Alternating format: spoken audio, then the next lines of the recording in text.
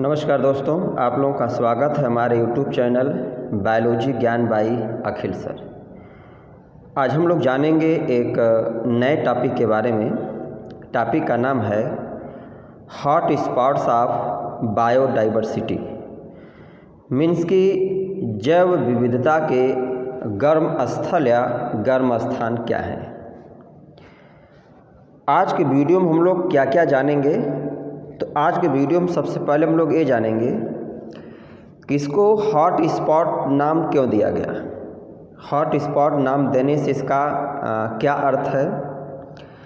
Hot spot of biodiversity जो term है इसको किस वैज्ञानिक ने दिया था। Father of hot spot of जो बायोडाइवर्सिटी के नाम से जो किस वैज्ञानिक को जानते हैं। हॉट स्पॉट्स ऑफ बायोडाइवर्सिटी के प्रमुख कारण कौन कौन से हैं। भारत में कितने हॉट स्पॉट्स हैं, पूरे विश्व में कितने जो कि हॉट स्पॉट्स हैं, इसके कॉन्सिक्वेंसेज, इसके परिणाम क्या हैं। और अगर हम जो हॉट स्पॉट्स की मतलब समस्या है इसको अगर हम लोग कंट्रोल करें तो इसका एडवांटेज क्या है। इतने सारे पॉइंट को हम लोग जानेंगे। देखिए, हॉट स्पॉट्स तात्पर्य यही है कि इसके पहले वीडियो में हम लोग पढ़े थे जैव विविधता बायोडाइवर्सिटी, मतलब ऐसा कोई एरिया जिसमें जो डिफरेंट टाइप के लार्ज नंबर में पेड़ पौधे, जीव जंतुओं की, एल्गी, फंजाई, बैक्टीरिया की जो स्पीसीज पाई जाती है उसी का अध्ययन करना क्या कहलाता है, बायोडाइवर्सिटी कहलाता है। तो यहाँ टर्म है कि हॉट स्पॉट्स ऑफ जो कि बायोडाइवर्सिटी, मीनिंग कि ऐसा भूभाग, ऐसा रीजन जिसमें लार्ज नंबर में इंडेमिक स्पीसीज पाई जाए, स्थानीय स्पीसीज की क्या मतलब प्रचुरता हो, लेकिन गलत ह्यूमन एक्टिविटी से वर्तमान समय में ये जो बायोडाइवर्सिटी के इस प्रकार के एरिया हैं अगर वो खतरे से जो गुजर रहे हैं या ये हो कि नहीं इनके समाप्त होने की संभावना है या इनको किसी प्रकार का नुकसान होने की संभावना है, तो ऐसे किसी भी एरिया को हम लोग क्या बोलते हैं, हॉट स्पॉट्स ऑफ बायोडाइवर्सिटी। एक बात ध्यान दीजिएगा फिर से, बायोडाइवर्सिटी का मतलब क्या हो गया, जैव विविधता, मतलब ऐसा कोई भूभाग या एरिया जहाँ पर डिफरेंट टाइप के एल्गी, फंजाई, प्लांट हैं, माइक्रोब्स हैं, इनकी जो जातियाँ पाई जाती हैं इनका अध्ययन करना, इनके बारे में जानना बायोडाइवर्सिटी जैव विविधता कहलाएगा। और हॉट स्पॉट टर्म जुड़ गया, मतलब ऐसे बायोडाइवर्सिटी के एरिया जहाँ पर मनुष्य के गलत एक्टिविटी से उनके जीवन को खतरा उत्पन्न हो गया या उनका अस्तित्व संकट में आ गया है, तो ऐसे ही एरिया को हम क्या बोलेंगे, हॉट स्पॉट्स ऑफ बायोडाइवर्सिटी। तो पूरी अगर हम विश्व का देखें जो लैंड सरफेस है तो उसका 2.4% क्या होता है, एरिया जो है वह हॉट स्पॉट्स ऑफ बायोडाइवर्सिटी के द्वारा क्या कवर है। अब इस शब्द को किसने दिया था, तो हॉट स्पॉट्स ऑफ बायोडाइवर्सिटी जो शब्द है उसको एक इकोलॉजिस्ट थे मेयर करके, इन्होंने हॉट स्पॉट टर्म को दिया था।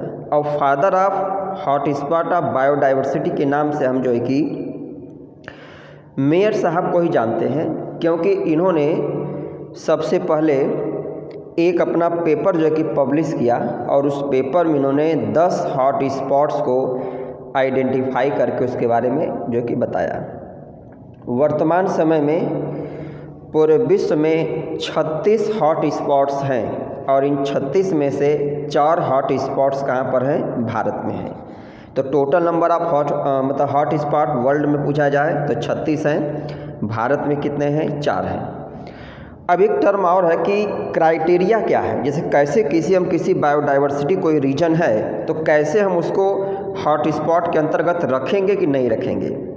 देखिए, इसकी क्राइटेरिया ये है कि उस बायोडाइवर्सिटी एरिया में मिनिमम 1500 क्या हो, वैस्कुलर जो प्लांट्स हैं, संवहनी पौधे हैं, उनकी संख्या हो। और ये जो 1500 जो प्लांट स्पीसीज हैं या जो अलग अलग प्रकार के जो मतलब इसमें जो वेजिटेशंस हैं वह अन्यत्र बहुत कम पाए जाए, मतलब एक जगह पे बहुत ज़्यादा कंसंट्रेट हो, इंडेमिक नेचर में हो, वहाँ के स्थानीय हो और लगभग 70% क्या हो, वेजिटेशन क्या हो, लॉस हो चुका हो, तब ऐसे हम बायोडाइवर्सिटी रीजन को, एरिया को हम लोग हॉट स्पॉट ऑफ बायोडाइवर्सिटी के अंतर्गत रखते हैं।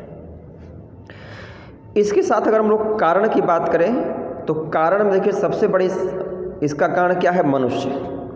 हम लोगों की जो गलत एक्टिविटी है या हम लोगों के अंदर जो स्वार्थीपन की प्रवृत्ति है, यही सबसे बड़ा कारण है बायोडाइवर्सिटी के हमारे लॉस होने की। अगर हम लोग इसके परिणाम की बात करें तो इसका परिणाम ये है कि बायोडाइवर्सिटी जितना ज़्यादा लॉस होगी तो हमारा इकोसिस्टम उतना ज़्यादा डिस्टर्ब होगा। इकोसिस्टम जितना डिस्टर्ब होगा तो उसका सबसे ज़्यादा दुष्प्रभाव जो होगा वो मनुष्य पर ही होगा। आर्थिक नुकसान होगा हम लोगों के, तमाम सारी जो आयुर्वेदिक दवाएं हैं उनका जो कि रिसोर्स ख़त्म होगा। साइंटिफिक जो शोध का एक जो विषय है जो वेजिटेशन वो जो ख़त्म होगा।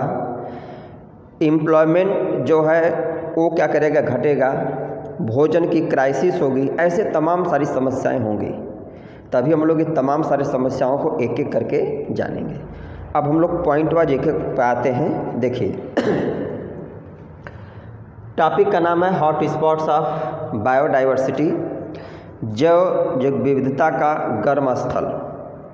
इसका तात्पर्य यही है, एकदम सिंपल मीनिंग में है कि बायोडाइवर्सिटी का मीनिंग आप लोग पहले जान रहे हैं। जैव विविधता ऐसा कोई भूभाग या एरिया जहां विविध प्रकार के पेड़ पौधे, जीव जंतु, वनस्पतियाँ ये पाई जाती हैं। और हॉट स्पॉट तब हम कहेंगे जब वहाँ पे जो लार्ज नंबर में जो पेड़ पौधे, जीव जंतुओं की संख्या पाई जा रही हैं वह मनुष्य के एक्टिविटी के कारण क्या करे, वह लॉस हो या उनका जीवन खतरे में आ गया हो, तब उसी को हम बोलेंगे हॉट स्पॉट्स ऑफ बायोडाइवर्सिटी। क्या बताया गया, हॉट स्पॉट्स ऑफ जो biodiversity is a region with significant level of biodiversity and under serious threat from human activity। Meaning क्या हो गया, हॉट स्पॉट्स ऑफ बायोडाइवर्सिटी क्या है, ऐसे एरिया हैं जहां पर सिग्निफिकेंट लेवल ऑफ बायोडाइवर्सिटी, जहां पर क्या हो, विविधता अपने चरम पर हो, मतलब अलग अलग डिफरेंट प्रकार की पेड़ पौधे, जीव जंतुओं की संख्या पाई जाए। लेकिन आगे बता रहे हैं कि and under serious threat from human activity, लेकिन क्या हुआ, वर्तमान में मनुष्य की गलत एक्टिविटी का शिकार हो गया हो और उसका या वहाँ के वनस्पतियों का जीवन क्या हो, संकट में आ गया हो, खतरे में आ गया हो, तो ऐसे एरिया को हम लोग हॉट स्पॉट कहेंगे। अभी जो टोटल अभी हम लोग पढ़ेंगे, जो टोटल 36 हॉट स्पॉट्स हैं विश्व में, तो ये टोटल जो पूरे विश्व के लैंड सरफेस है उसका 2.4% पार्ट को कवर करते हैं, पूछा गया है। तो कवर 2.4% अर्थ लैंड सरफेस। अब सिंपल में अगर छोटे परिभाषा बताना हो तो hot spots is an high level of biodiversity that threatened by human activity. मतलब क्या है, हॉट स्पॉट्स क्या है, वह एरिया है जहाँ पर हाई लेवल की बायोडाइवर्सिटी क्या हो, मतलब विविधता हो, लेकिन वो मनुष्य के एक्टिविटी का शिकार हो गया हो, उसको हम हॉट स्पॉट कहेंगे। Term biodiversity hot spot was coined by British ecologist थे नॉर्मन मेयर इन 1988। मतलब जो हॉट स्पॉट शब्द है वह ब्रिटिश इकोलॉजिस्ट थे जिनका नाम था नॉर्मन मेयर साहब, इन्होंने 1928 में इस टर्म को दिया था। Father of hot spots of biodiversity किसको कहते हैं, तो नॉर्मन मेयर साहब हैं। क्यों, तो ही published seminar paper in 1988 identified 10 tropical forest hot spot. मतलब नॉर्मन मेयर साहब ने एक सेमिनार पेपर को 1988 में पब्लिश किया और ये पहले व्यक्ति थे जिन्होंने इस टॉपिक पर काम किया और पूरे विश्व में 10 हॉट स्पॉट को आइडेंटिफाई करके बताया।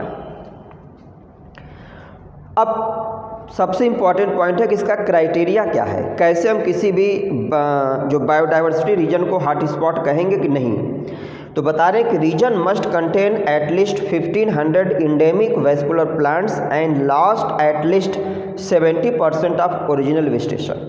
मीनिंग क्या हो गया, ऐसा रीजन एरिया जो मिनिमम 1500 इंडेमिक, जहाँ पर वेस्कुलर प्लांट स्पीसीज हो, इंडेमिक मतलब लोकल या स्थानीय जातियों की क्या प्रचुरता हो, और उनमें से कम 70% ओरिजिनल वेजिटेशन क्या हो, मनुष्य के गलत एक्टिविटी का शिकार हो चुका हो या नष्ट हो चुका हो, तब उसको हम हॉट स्पॉट की श्रेणी में रखेंगे।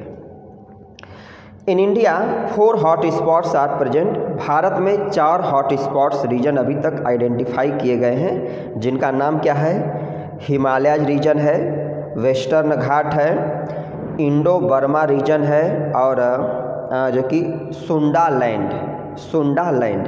ये 4 स्थान है, ध्यान दीजिएगा, हिमालयज, वेस्टर्न घाट, इंडो बर्मा रीजन और सुंडा लैंड।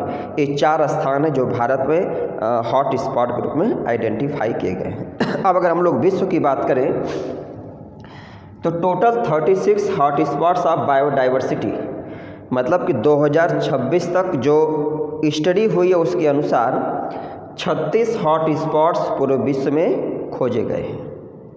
अब सबका अगर नाम लिखेंगे तो काफ़ी टाइमिंग लगेगा, लेकिन इसमें हम मुख्य रूप से फर्स्ट और लास्ट के बारे में 4 भारत में हम लोग जान ही रहे हैं, और फर्स्ट और लास्ट यहाँ बता दिया गया है। तो पहला जो हॉट स्पॉट था जिसको आइडेंटिफाई किया गया था वो ट्रॉपिकल एंडेस था, और लास्ट जो हॉट स्पॉट्स है जो 36वां खोजा गया है, नॉर्थ अमेरिका कोस्टल प्लेन्स, ये जो 36वां हॉट स्पॉट्स खोजा गया है। अब अगला प्रश्न है कि causes of hot spots of biodiversity, मतलब कि बायोडाइवर्सिटी का कन्वर्जन हॉट स्पॉट्स ग्रुप में हो जाता है, या कोई एरिया जो बहुत रिच हो और क्यों वजह कि हॉट स्पॉट की श्रेणी में आ जाता है, खतरे की श्रेणी में, संकट की श्रेणी में आ जाता है, इसका प्रमुख कारण क्या है। देखिए पूरी समस्या के मुख्य रूप से यहाँ पे समराइज किया गया 6 पॉइंट के अंतर्गत। पहला क्या है, हैबिटाट लॉस। सबसे पहला कारण क्या है कि देखिए कहीं पर अगर बहुत रिच जो कि वेजिटेशन हो, तो अगर उनके हैबिटाट में किसी प्रकार का डिस्टरबेंस होगा तो जाहिर सी बात है क्या का जो पेड़ पौधों की जो जातियां हैं, जो वनस्पतियां हैं, जो माइक्रोब्स वो नष्ट होंगे। तो हैबिटाट के लॉस होने का कारण क्या है, मनुष्य, क्योंकि मनुष्य इकलौता ऐसा प्राणी है जो सबसे स्वार्थी है। दूसरा कारण क्या है कि जो ओवर पॉपुलेशन ग्रोथ हो रही है, तो ओवर पॉपुलेशन ग्रोथ को मैनेज करने के लिए हम लोग क्या कर रहे हैं, दिन प्रतिदिन हम लोग जो है कि रोड का कंस्ट्रक्शन हो रहा है, बिल्डिंग बन रही, स्कूल कॉलेज बन रहा है, फैक्ट्री बन रही है, अलग अलग नए नए शहर बस रहे हैं। तो इसकी सबसे बड़ी समस्या क्या है कि कहीं न कहीं हम लोग क्या करेंगे, जंगल एरिया या इस प्रकार के वेजिटेशन को काटेंगे और वहाँ पर ऐसी चीज़ों को स्थापित करेंगे। तो सबसे पहला कारण है। दूसरा डिफॉरेस्टेशन। डिफॉरेस्टेशन मतलब क्या हुआ, वनों का कटाव। तो वही मीनिंग है, जब जनसंख्या पॉपुलेशन हमारी बढ़ रही है तो उसके विस्तार के लिए जो तमाम सारे संसाधन हम लोग स्थापित कर रहे हैं, तो उसके लिए क्या है, हम लोग धीरे धीरे क्या करते हैं, जंगल की तरफ बढ़ रहे हैं और हम लोग पेड़ पौधों को अंधाधुंध कटाई कर रहे हैं। तो डिफॉरेस्टेशन इसका दूसरा कारण है। Climate change. अब देखिए क्लाइमेट चेंज का मीनिंग यही है कि धीरे धीरे हम लोग क्या देख रहे हैं कि पूरे विश्व की अगर हम लोग बात करें तो क्लाइमेट चेंज में भी क्या है, मनुष्य क्या या हम लोगों की जो ओवर पॉपुलेशन का बहुत बड़ा रोल है। तो जब धीरे धीरे हमारे क्लाइमेट में क्या होगा, परिवर्तन होगा, चेंजेज होगा, तो जो पहले से वनस्पतियाँ मौजूद हैं, जब उनके अनुकूल क्लाइमेटिक कंडीशन नहीं रह जाएंगी तो क्या करेंगे, वह धीरे धीरे क्या करेंगे, विलुप्त होना शुरू करेंगे। तो एक प्रमुख कारण ये भी जिसमें जो है कि ओवर पॉपुलेशन है, हम लोग तमाम सारे एसी कूलर चीज़ें यूज कर रहे हैं, 2 व्हीलर 4 व्हीलर यूज कर रहे हैं, जिससे तमाम सारा एयर पॉल्यूशन हो रहा है। तो ये सब तमाम कारण क्या है, इनके द्वारा क्लाइमेटिक चेंज जो है कि एक बहुत बड़े लेवल पर हो रहा है। तो क्लाइमेट चेंज होने से जो वनस्पतियाँ हैं उनके अनुकूल इन्वायरमेंट नहीं रह जाएगा, तो जाहिर सी बात है वो धीरे धीरे खत्म होंगी, विलुप्त होंगी। अगला है ओवर एक्सप्लॉइटेशन, किसी चीज का अति दोहन। दूसरा कारण ये भी है, जैसे सिंपल से मीनिंग क्या कि अगर हम लोग जो है कि कोई प्लांट स्पीसीज है, कहीं पर कोई जो कि वेजिटेशन है, उसका अगर हम लोग अतिदोहन करेंगे तो ख़त्म होगा। जो माइक्रोब्स हैं या जो सॉइल में तमाम सारे यूजफुल माइक्रोब्स अगर हम वहाँ पे क्या है वो नॉर्मली हैं, लेकिन अगर हम लोग केमिकल फर्टिलाइज़र का ज़्यादा यूज करेंगे उनसे नुकसान होगा। वाटर का हम लोग अति दोहन करेंगे तो उससे क्या होगा, एडवर्स प्रभाव पड़ेगा। तो सॉइल का अगर हम लोग ओवर यूज करेंगे तो सॉइल के अंदर फर्टिलिटी क्या होगी, गायब होगी। तो ओवर एक्सप्लॉयटेशन की जो प्रवृत्ति मनुष्य में सबसे ज़्यादा है। हम लोग बिना आवश्यकता के भी, अगर ज़रूरत नहीं है तो भी हम लोग क्या करते हैं, तमाम प्रकार से नुकसान जो है कि पहुँचाते रहते हैं। पेड़ पौधे, जीव जंतु हैं, सॉइल हमारी है। तो जब तक इस बात को हम लोग नहीं समझेंगे तब तक, जैसे क्या कोई चीज़ हम लोग न्यूज़ चैनल के माध्यम से पढ़ रहे हैं, किताबों के माध्यम से पढ़ रहे हैं, कोई रूल बना करके उस दिया जा रहा है, तो जब तक उसको हम लोग अपने व्यवहार में, अपने चरित्र में उन बातों को नहीं ढालेंगे और स्व अनुशासित नहीं होंगे तब तक इस समस्या का निदान संभव नहीं है। इन्वेसिव स्पीसीज, देखिए जब क्लाइमेटिक कंडीशन थोड़ा चेंज होगा तो जो लोकल जातियां हैं क्या करेंगी, वह धीरे धीरे विलुप्त होंगी। तो लोकल जातियां जब धीरे धीरे विलुप्त होती हैं तो वहाँ पर हम लोग क्या करते हैं, विदेशी बाह्य जातियों को हम लोग क्या करते हैं, प्राथमिकता देते हैं। दूसरा कारण है कि जो बाह्य जातियां हैं वह उनके अंदर एडजस्ट होने की एडाप्टेबिलिटी जो है कि बेटर होती है। उनके अंदर वाटर मॉइस्चर को, जो मिनरल को एब्जॉर्ब करने की बेहतर क्षमता होती है। तो हम लोग जब विदेशी जातियों को प्राथमिकता देने लगते हैं तो एक ये भी कारण है कि जो लोकल जातियां हैं, जो लोकल वेजिटेशन क्या तो हमारा ख़त्म होता है। तो एक क्लाइमेटिक चेंज कारण है, इन्वेसिव जो जातियां आ रही हैं, और दूसरा हम लोग उसको प्राथमिकता दे रहे हैं, चाहे वह उत्पादन की दृष्टि से हो और चाहे जो कि अन्य फैक्टर। और लास्ट जो कि पॉल्यूशन भी एक बहुत बड़ा फैक्टर है कि मनुष्य की जो मतलब बढ़ती पॉपुलेशन है, अंधाधुंध जो पेड़ों की कटाई है, air pollution, soil pollution, water pollution, noise pollution, ये तमाम सारे जो फैक्टर ये सब मिल करके क्या कर रहे हैं, हमारे जो हेल्दी इकोसिस्टम उसको धीरे धीरे डिग्रेड कर रहे हैं। और ये जो पॉल्यूशन एक तरीके से क्या करें, इनविजिबल थ्रेट है, ये हमें डायरेक्टली दिखाई तो नहीं देते हैं, लेकिन धीरे धीरे इसका प्रभाव जो है कि बैकडोर की तरह ऐसा होता है कि एक दिन क्या, एक समय में देखा जाए बहुत विकराल रूप ले चुका है। तो ये इसके प्रमुख 6 कारण हैं। अब इसी कारणों को अगर हम लोग कंट्रोल करें तो ये पूरी समस्या क्या कि हमारी खत्म हो जाएगी। अब देखिए अगला कारण क्या है कि कॉन्सिक्वेंसेज, मीनिंग अगर इस समस्या को हम लोग कंट्रोल न करें तो इसका परिणाम क्या होगा, मतलब इसका नुकसान क्या होगा, इसका लॉस क्या होगा हम लोगों के लिए। तो पहला पॉइंट इसका नुकसान में क्या है कि स्पीसीज एक्सटिंक्शन, जो इंडेमिक स्पीसीज हैं, जो लोकल जातियां हैं, उनका अस्तित्व समाप्त हो जाएगा। तो जब लोकल जातियों का अस्तित्व समाप्त हो जाएगा तो उस पर जो तमाम सारे जो इंसेक्ट हैं, माइक्रोब्स निर्भर हैं, उनका भी अस्तित्व क्या खतरे में होगा या ख़त्म हो जाएगा। तो जिसके कारण क्या हो जाएगा, हमारा जो इकोसिस्टम वो एक तरीके से इम्बैलेंस, उसका बैलेंस बिगड़ जाएगा। हैबिटाट डिस्ट्रक्शन, दूसरा इसका सबसे बड़ा नुकसान ये होगा कि क्या होगा, हैबिटाट जो होगा हमारा धीरे धीरे डिस्ट्रक्ट होगा, ख़त्म हो जाएगा। तीसरा लॉस ऑफ इकोसिस्टम, और इसके परिणाम स्वरूप क्या जगह हमारा जो इकोसिस्टम है वह धीरे धीरे क्या करेगा, एडवर्स होता जाएगा। और देखिए इन सब का परिणाम पूरे ऑर्गेनिज्म तो पर पड़ेगा ही पड़ेगा, लेकिन मनुष्य सबसे बड़ा इस मतलब परिणाम का क्या होगा, शिकार होगा। क्लाइमेट चेंज, ये जो समस्याएं जैसे धीरे धीरे बढ़ेंगी तो क्लाइमेटिक क्या होगा, क्लाइमेट में भी हमारे धीरे धीरे परिवर्तन आएगा, और क्लाइमेट में परिवर्तन आएगा तो उसके जो तमाम सारे मतलब दुष्परिणाम वो हमें झेलने पड़ेंगे। इंक्रीज्ड डिजीज, मतलब जो पौधों में जो डिजीज है उनका जो ट्रांसमिशन, जब एडवर्स अनफेवरेबल कंडीशन बढ़ेगी तो जो पैथोजेनिक माइक्रोब्स हैं वह ज़्यादा बढ़ते हैं, तो जिससे पौधों में डिजीज और उसके ट्रांसमिशन के चांसेज क्या होंगे, बढ़ेंगे। फूड स्कार्सिटी, जाहिर सी बात जब हमारा इकोसिस्टम बायोडाइवर्सिटी हमारी लॉस होगी तो भोजन की कमी होगी, मतलब क्या होगा, धीरे धीरे हम लोग भूखमरी के शिकार होने लगेंगे। या भूखमरी जैसे अभी एक ऐसा अनुमान है कि पूरे विश्व में अगर लगभग देखा जाए तो 25% पॉपुलेशन के आसपास क्या है जो भूखमरी के शिकार है, जो कुपोषण के शिकार है। तो ये समस्या क्या होगी, और ज़्यादा बढ़ेगी। अब जब समस्या और ज़्यादा बढ़ेगी तो फिर क्या होगा, फिर समाज में जो तमाम सारे जैसे चोरी है, जो डकैती है, लूट मार, इस प्रकार की समस्या और बढ़ेगी। इकोनॉमिक लॉस, जब हमारा जो कि बायोडाइवर्सिटी जो कि लॉस होगा तो उससे जो हमारा आर्थिक इनकम होता है, जो पैसे की कमाई हो रही हमारी क्या होगा, वो भी हमारा धीरे धीरे डाउन होगा, ख़त्म होता जाएगा। लॉस ऑफ मेडिसिनल जो कि रिसोर्स, अब जो तमाम सारे वेजिटेशन पेड़ पौधों की जातियाँ रहेंगी तो जो हमारा आयुर्वेदिक सिस्टम है मेडिसिन का, वो पूर्ण रूप से पौधों पर ही निर्भर है। तो जब बायोडाइवर्सिटी हमारा लॉस होगा तो जाहिर सी बात है कि बायोडाइवर्सिटी की लॉस होने से क्या होगा, जो मेडिसिनल पौधे हैं उनका जो रिसोर्स है वो ख़त्म होगा। तो मीनिंग क्या हो गया, आयुर्वेदिक दवाएँ धीरे धीरे समाप्त होंगी।